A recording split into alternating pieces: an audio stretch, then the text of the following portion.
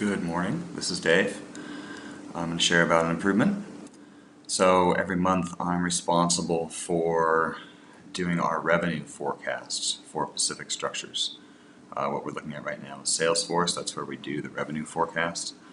And these are all our jobs and the amount that we expect to bill each month for the next bit into 2018.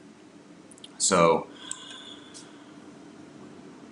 the next 2 or 3 months, the current month, the prior month, and then the next month or so, the billings need to be accurate. They need to be really accurate so that we're hitting our forecast.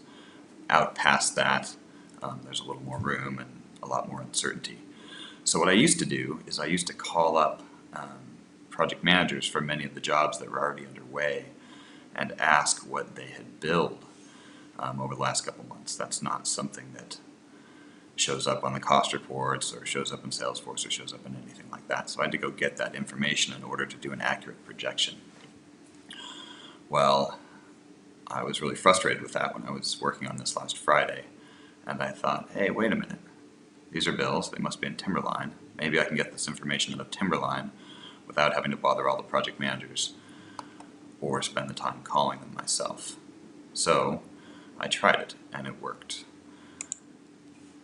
Now we're looking at the terminal server, which is the quickest way for me to get into Timberline Information Assistant. If I go up to Inquiry, Job Cost, Billings, Billing Summary, Current File. Over here are all the jobs in the company. So if I want to go down to, say, Bayview